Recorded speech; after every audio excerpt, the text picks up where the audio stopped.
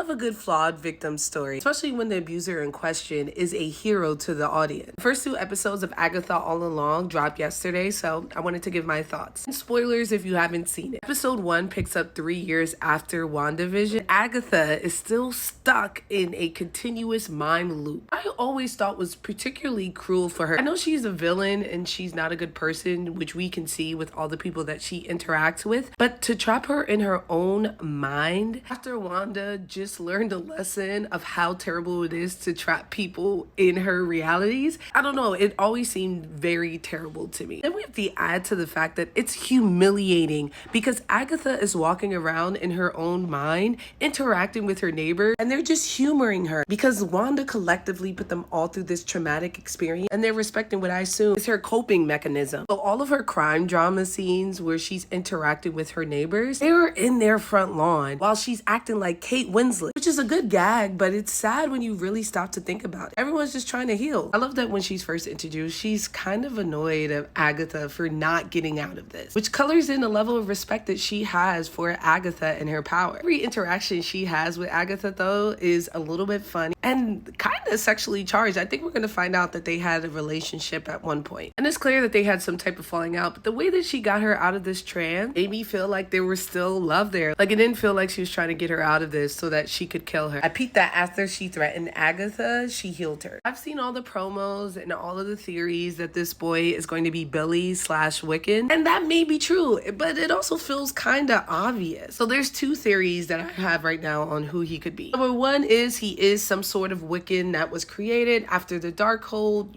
exploded or was destroyed. So in her last spell, Wanda created him and then protected his identity. Or he's something else. He's someone else and he doesn't know it yet. Either way, I think it would be cool, and I'm interested in the mystery behind him. I liked him. I gagged when he was like, name a witch who's badder. I'll wait. I'm a big fan of heist movies, so I always love when someone goes and gets their crew. I'm also a Broadway head, so anytime I see Patti LuPone and a little bit of music, I'm down for it. I also like how they highlighted different types of magic, but they showed at the end that all these witches also have magic. So it's like they all have specialties, but at the base, they all got like energy blasts they can push out. And I'm also interested to see how these witches and their magic is different from the type of magic that Doctor Strange uses. Why he's able to get a place in Soho and they gotta kind of hide out. I didn't find a picture of Dolly front facing, but I'm excited to see who she is. She may actually be Mephisto, like we said before, and she's just been chilling. Catherine Hahn is doing a really good job. All of her acting choices are top notch. When she's playing out this detective drama, she's acting one way and her mannerisms are totally different than when she remembers who she is. And then we see her kind of moving more like she's dancing. We see her hand movements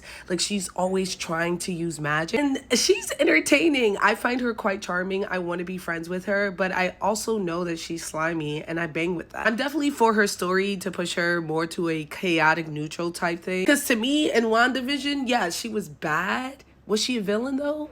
I don't know. Wanda needed to be stopped, right? Like if she had stopped Wanda in Westview, would Multiverse of Madness have, like, you get what I'm saying? I'm very interested to see, like, her perspective on things and whether or not she's true evil. Like, especially when we're considering the Darkhold, like, we saw how it corrupted Wanda, who in her own right was a hero. I wonder what it would do to this woman who had it for hundreds of years. They made it seem like. These are morality questions we need to be asking. But in the meantime, let me go ahead and give this episode 4 out of 5 Frankie Flames. Solid opening, good acting.